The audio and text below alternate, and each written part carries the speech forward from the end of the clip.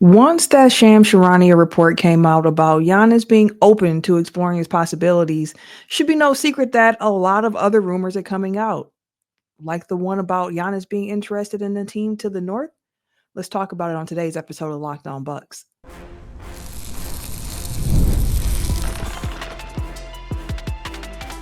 You are Locked On Bucks, your daily Milwaukee Bucks podcast, part of the Locked On Podcast Network, your team every day.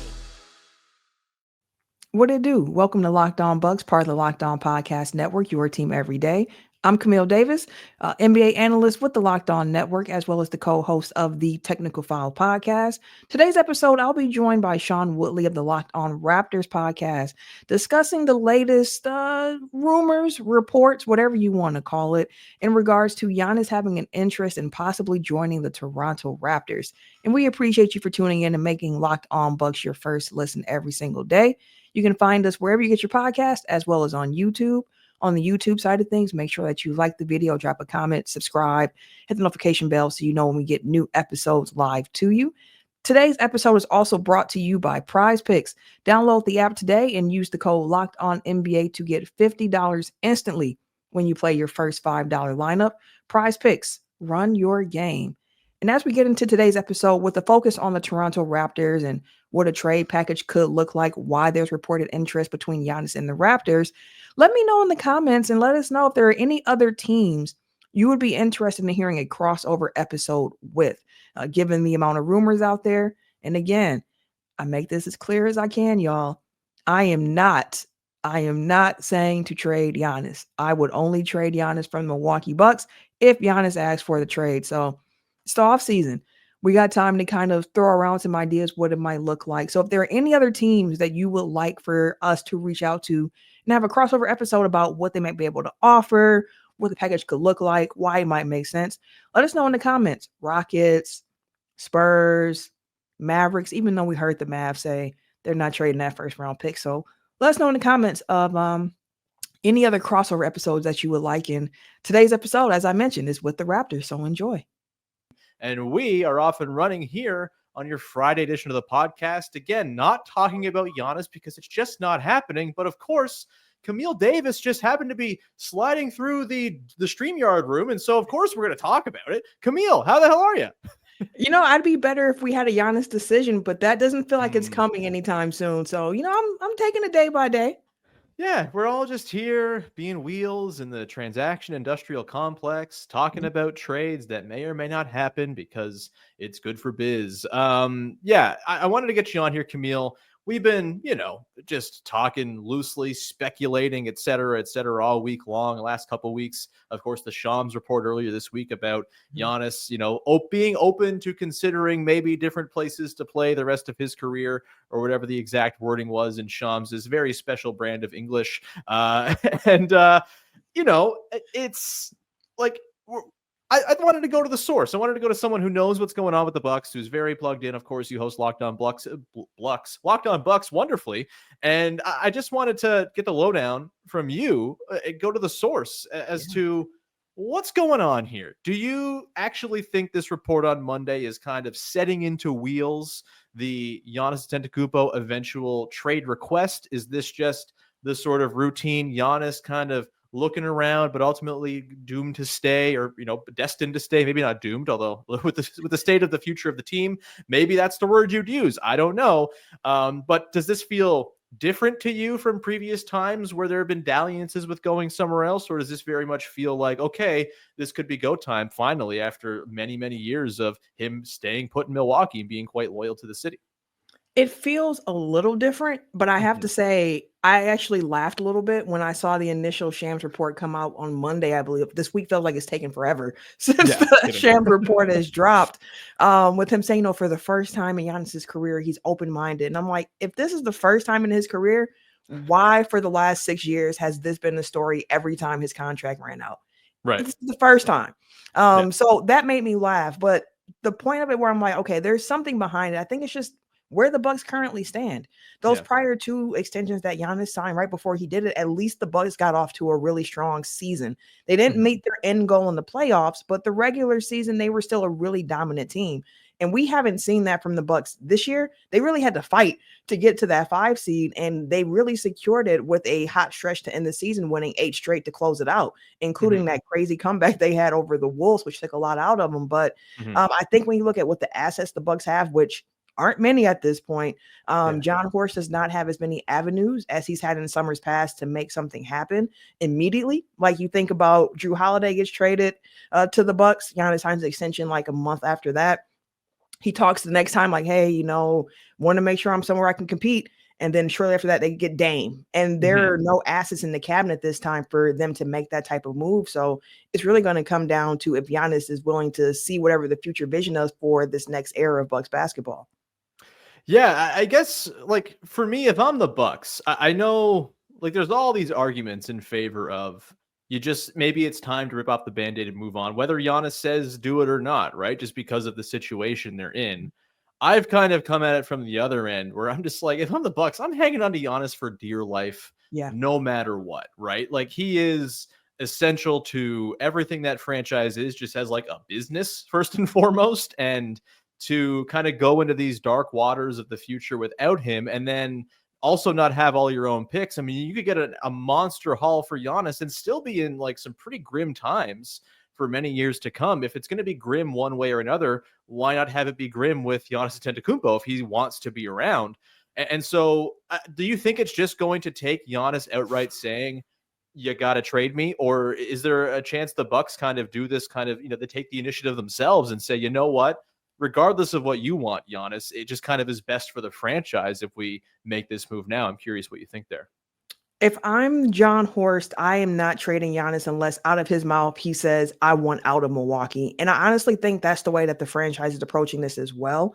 Giannis saying, I want to be somewhere where I can compete is nothing new. He has been saying that since he really ascended into the MVP level player that he is. So that part is nothing new. It's just a question of, will he buy what the Bucks are selling? Because I know on Locked On Bucks, I've been saying, I think it makes some sense to sell Giannis on this. Like, hey, we know Dame is going to be out for most of this upcoming season. But when Dame was out for the blood clots to end this regular season, you had the ball in your hand a lot more. The offense ran completely through you. We figured out the type of players we need to surround you with if we go forward with the ball being in your hand, meaning we need defensive guys who can shoot. Like, that's really all we need around you. And we're going to move forward. We're going to try to bring back Gary Trent Jr., Kevin Porter Jr. We have AJ Green. Maybe we extend AJ Green. But this year is more so of like a retooling year. And next summer, when we have a bit more flexibility, the cap goes up another 10%, then we're going to plan to try to make a move when we also have more draft assets available to use in order to try to improve this team.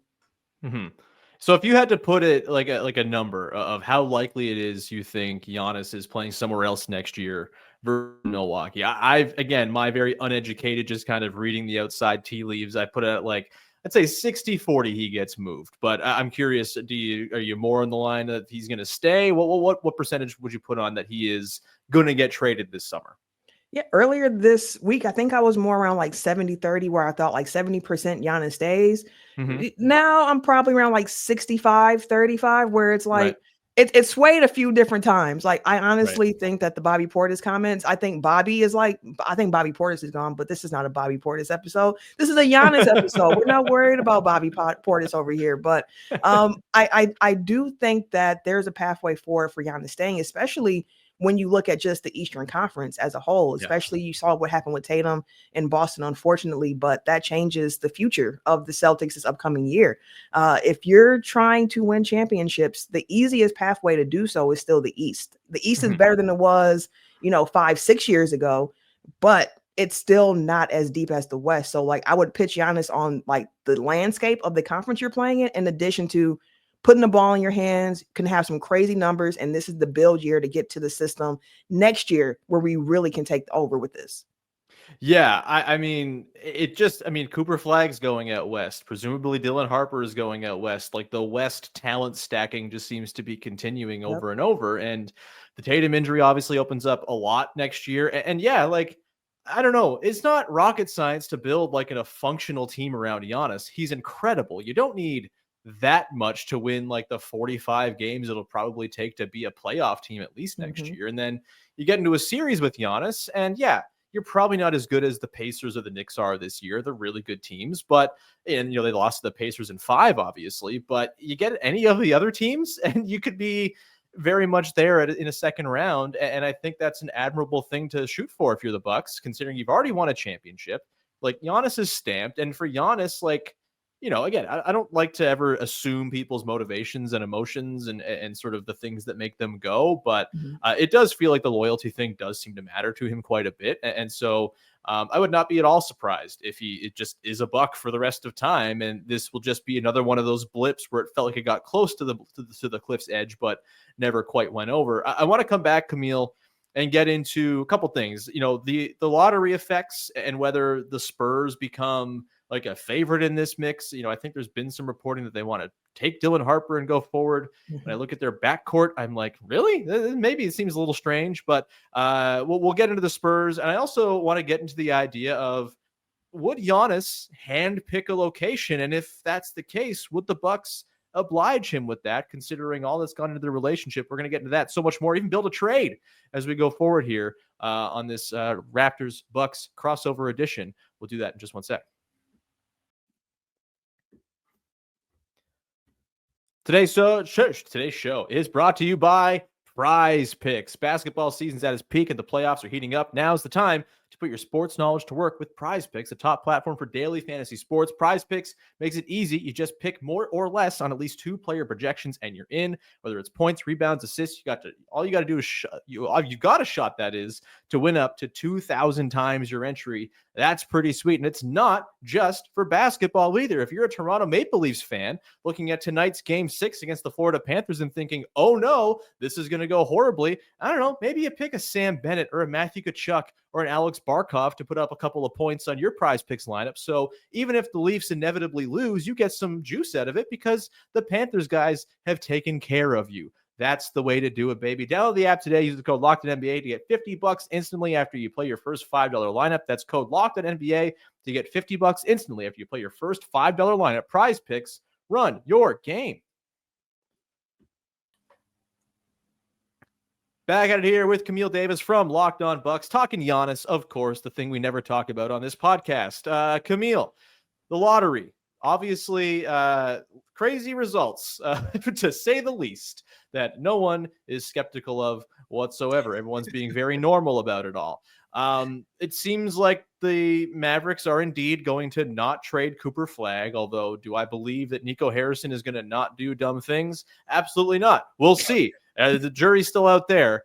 But the Spurs moving up to 2, for me, like that at once felt like a death knell to the Raptors' chances of really kind of having an offer that would hold up if all of the teams that in theory could get in the mix start to throw their best offers on the table. That second pick feels like a real sweet thing to say, hey, Giannis, or say, hey, Milwaukee, you're moving on from Giannis, but here's Dylan Harper. Start your franchise with him again anew. You get some picks for the deal as well, maybe a young guy or two, and it's copacetic for everybody. And I also felt like it could be the first death knell of the rest of the league, as a Giannis Wemby front court would be absolutely disgusting and ruin all of our lives for many, many years. And so I'm curious, like, what was your response to that lottery outcome? Like, did the Spurs go up in your personal potential, trade offer power rankings? And do you think that the results of the lottery are in any way going to impact how this whole thing plays out?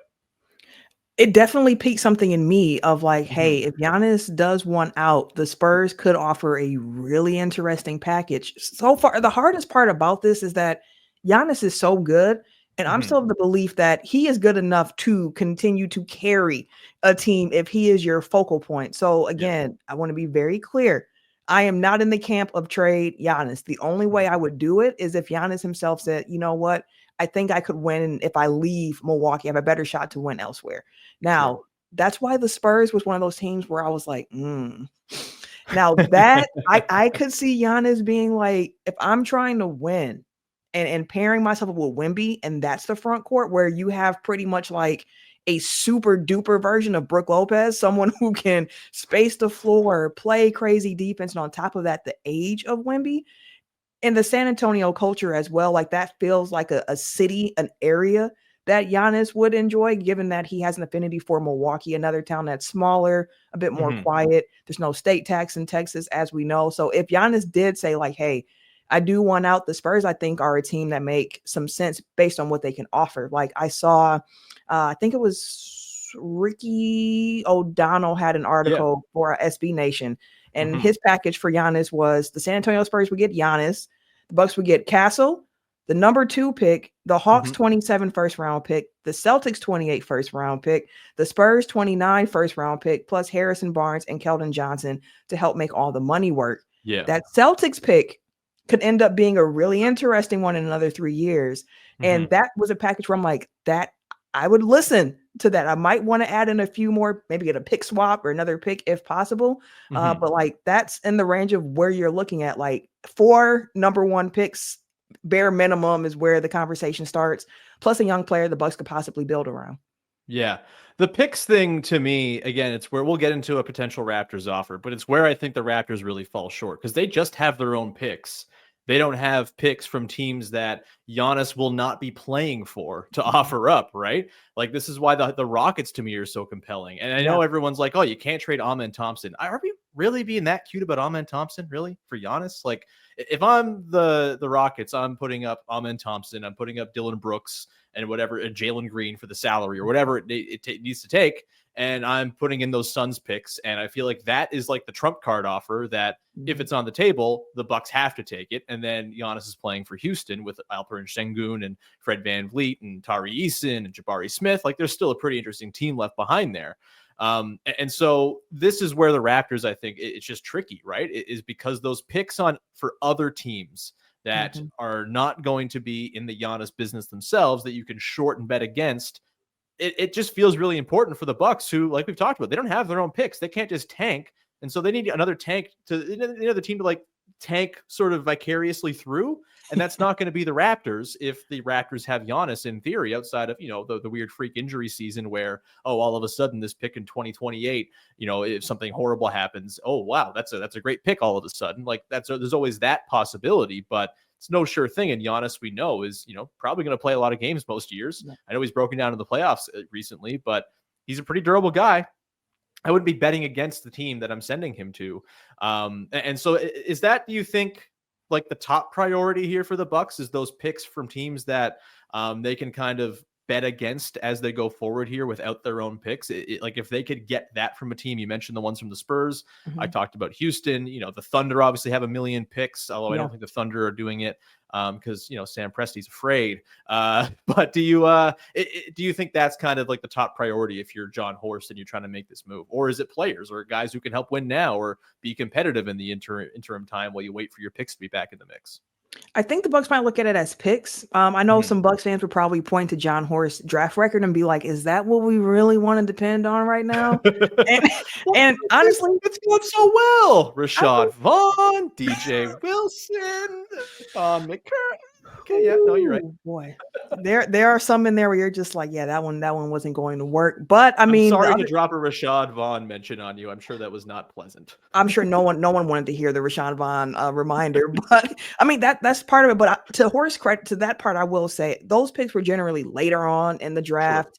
Sure. If you're picking, top 10, better shot at finding someone there anyway. So the odds are different when you have better draft picks. But the point about the assets, I think that's why, and for my world, if Giannis asked out, which would not be my ideal world, I'm going to be clear again, not my ideal world if Giannis asked out, but if he did, I would love a trade to find a way to include either the Pelicans or the Trailblazers to find a way to either get back some of those pick swaps or the draft picks that they traded just outright. And if they're able to do that while they have the young players and additional draft ammo, it makes a lot more sense for what the future of Milwaukee looks like going forward, because it sucks to be a team that's bad and you don't have control of your own draft picks. So then it's like, I got to count on other teams being bad too. I would rather, have your own picks, have some other teams that might have some bad picks. And honestly too, whatever team does trade for Giannis, I would look to get the 2025 draft pick, assuming it's a high one, like with the Spurs.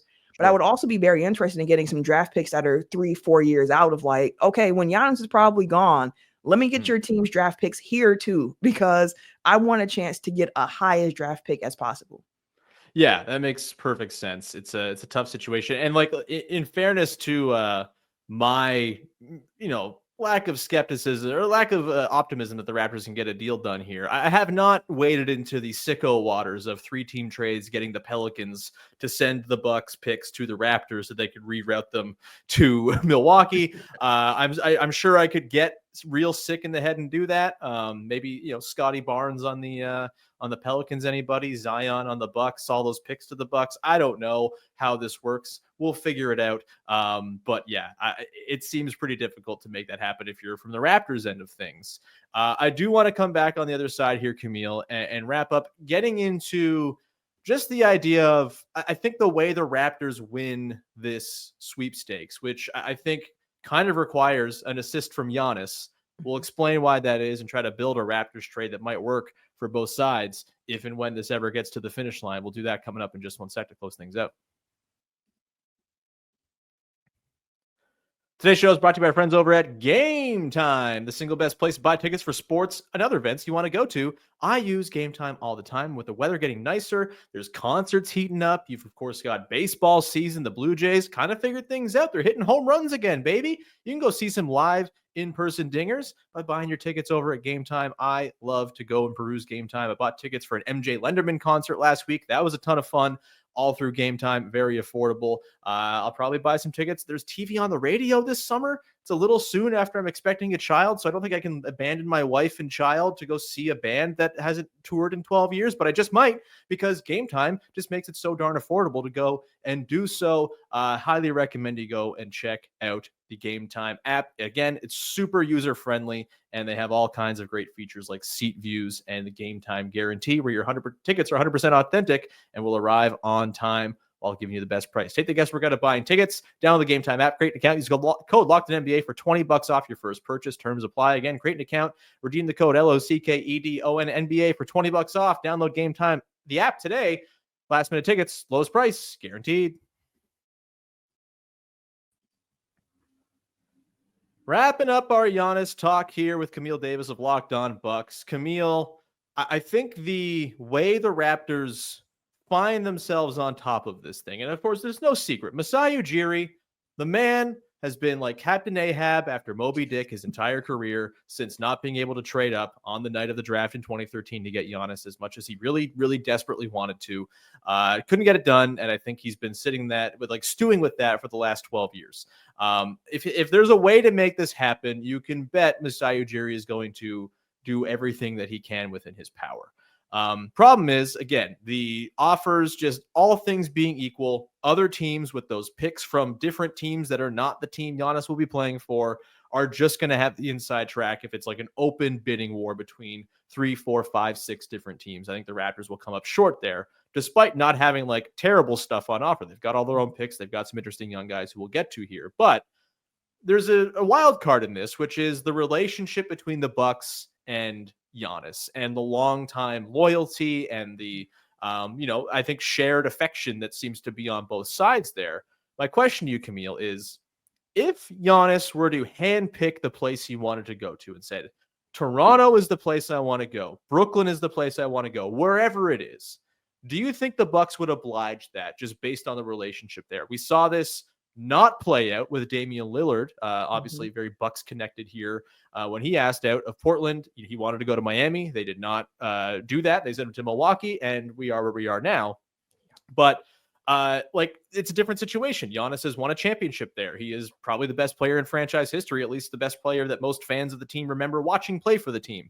Shout out Kareem. But do you think there's a case that Giannis could handpick his place and the Bucks would just be like, yeah, we'll figure it out, whatever it takes. Yeah, maybe we take less in return than we could get on the open market. But if this is what you want, you've done so much for us over the years that yes, we'll oblige. Do you think that is on the table? I think the Bucks would try to see if the destination has enough for it. Maybe see if other teams get involved, like you said, get creative about it. But ultimately, I think the Bucks might end up moving like the Blazers in the sense of like, we just have to make the move that makes the most sense. Like, we're not going to send you to like Utah or something like that. But rough week for Utah. Catching strays here on the podcast. You're right. I'm sorry, Utah. It's been a lot It's been a lot. Don't be sorry. They're fine. Shout out to y'all in Washington and, you know, what's been going on. Sorry about the draft lottery. But by the way, I have a date with my wife after we record here to watch the new season of Secret Lives of Mormon Wives, and I cannot wait. More Utah content in my life. Carry on. Need it. I was going to go somewhere, but nope, not on this podcast. But no, I mean, like, I think you have to try to figure out like a middle ground if possible. Like, okay, can you give us a list at least of 3 destinations that you would be all right going to? And we'll try to get you to at least one of these 3. But if he leaned very hard and was like, I only want to go to, let's say, for example, let's say the Raptors here, because that's the crossover here of Raptors and Bucks. I don't know if the Raptors have enough, again, unless another team gets involved, to be able to offer the best package for Giannis, which I think would make that piece of it very difficult, because it's like, yes, you want to do right by a franchise icon, but you also want to do right by your franchise. You have to be a good steward of the franchise. And the Milwaukee Bucks have done a lot of things since Giannis became who he is as an MVP, top 75 player, to try to make sure this team's competitive. They've been in a luxury tax consistently. They've been making crazy trades consistently, which is why they have no assets now. So at some point you have to be like, Giannis, we have already given a lot, and we want to try to get you somewhere to make you happy, but we have to make sure that we're taking care of the Bucks going forward. Yeah, I think it'd be a dereliction of duty to just be like, well, you want to go there? Sure. We'll take whatever poo-poo platter that team can offer up. That said, I do, again, the picks thing is the real conundrum here with the Raptors, but let me throw a pitch by you, Camille. I'm listening. Let's say Masai Ujiri calls up John Horst and says, you know what? Giannis clearly wants to come to Toronto. He wants to, hang out in Greek town and be an absolute hero for an entire country. There's lots of reasons why being in Toronto, I think, would be very cool for Giannis. But let's just say, let's try to make this happen. We'll give you Scotty Barnes. This is your guy that you build the team around, right? I know there's a lot of folks in Toronto who'd be like, what? You can't trade Scotty Barnes for Giannis? Come on, it's Giannis. Also, I don't think Scotty and Giannis, I love Scotty Barnes. I don't think Scotty and Giannis necessarily is like a clean on-court fit. I think they're very similar, sort of what their optimized versions of themselves are. And so I think Scotty's got to be part of the deal if you want Giannis. If you don't want to put Scotty in the deal, then that's fine. You just don't get Giannis, and that's cool too. The Raptors, I think, are going to be fun next year, very much in the mix in a very wide open Eastern Conference with Brandon Ingram, hopefully healthy. RJ Barrett also gets thrown in here as a guy who, bit of an innings eater, I think, could come into a team like the Bucks that is maybe not trying to lose every single game. He can come in and score 23, 24 a game for you, run some possessions, eat some innings, and then the picks. 2025 first rounder, 9th overall. It's not second overall. It's not Dylan Harper, but it's a start. 2027 unprotected first rounder, 2029 unprotected first rounder, 2031 unprotected first rounder. If you want to throw in swaps, you can do that. I didn't do that because I just didn't want to have too much going on my Fanspo page, but I'm sure swaps will be part of this as well. Giannis and then Bobby Portis opts in with his player option and gets sent to the Raptors to make the money match with Scotty and RJ. What do you think of that? Scotty, RJ, the picks for Giannis and Portis. What do you think, Camille? Not crazy about it. Let me ask you this too about Scotty Barnes, because I know this particular past season was a strange one in Toronto with just how guys they're playing time in games they did play in and not playing. But the year before that, I know Scotty Barnes had some injuries throughout the season. Would you say that you have concerns about his durability to stay on the court for a full season, or has this past season just been more so like we're trying to play the game to get the best draft position, and then the year before was just knickknacks, but nothing really that you're concerned about going forward? Because that would be a big piece of it. I think the injury stuff I'm not worried about with him. I think it's been largely just kind of dumb, bad luck stuff. Like his first injury, which was like his first ever extended time out, was at the end of his 3rd season where he got kicked in the hand by Emmanuel Quickly, like in the air, like random happenstance, broke his hand, and then the team just, they were not very good and they kind of played out the string and they didn't bring him back. And then this year, I mean, his main injury, he missed 11 games at the start of the season because he took a Nikola Jokic elbow to the face on a loose ball. Totally random. It's a very large man's elbow to take to your face. and he missed 11 games. All the other games he missed were mostly for tank reasons and rest reasons Wink, and wink. things like that down the stretch. 100%. They tried to get him to 65 game. I think they did get him to 65 games. And so I think the other thing too is he's kind of got like these bionic ankles where he like seems to sprain his ankle all the time, and then he's back the next game, no problem. So there's that. I think he's actually proven to be pretty durable. Even in the playoffs back in his rookie year, he sprained his ankle pretty bad. And I think game 1 of the series against the Sixers and was back by game 4 and was awesome. And so I think he actually profiles as one of the more durable guys among, today's NBA, where durability is, kind of a premium skill to have. I wouldn't be too worried about that for him going forward. Okay. Just was curious about that. The answer is still no for me. I think you gotta. I think there needs to be another team involved to get a bit more back, because honestly, the picks from the Raptors, if Giannis is there, what are we going to pick in, late 20s consistently? Totally. That doesn't really help. It's the bank on those like 2029, 2031 picks, right? Okay, this is after his prime, and maybe they're kind of in the post Giannis window. I think I'm with you. I wouldn't, like, if that's the offer, if I'm the Bucks, I think there's got to be more out there. And it's not that Scotty Barnes isn't a good player, because he is a damn good player. And I think he's in for kind of a bounce back next year playing with Brandon Ingram. I think it's going to work quite well. It's just, it's not Giannis. Giannis is Giannis, and it's going to take a hell of a lot to get him. Again, the only way I think the Raptors end up winning this one out is if the Bucks do, in fact, give in. If Giannis says, Toronto's the only place I want to go, get me out of America, I got to go to Canada, please. Like, I think that's really the only outcome here. But we'll keep on talking about Giannis, I guess, on the podcast whenever we need to. As much as I would love to stick to this, we're not talking about Giannis bit. It seems like it's never going to be away from us. Camille, thank you so much for taking the time. This was wonderful. I'm sure you've just been badgered with people trying to pick apart your basketball team all week long, and it's very cool of you to let me do the same. Anything you want to promote for the good people out there? Yeah, just make sure you guys are checking out the Locked On, podcast network. Check out Locked On Bucks throughout the summer for sure. Keep supporting your teams, even when they're out the playoffs, y'all. Keep subscribing, keep listening, keep dropping comments. This is where we thrive. It is like talk, transaction scuttlebutt. Yeah, let's keep the momentum going. Keep it going.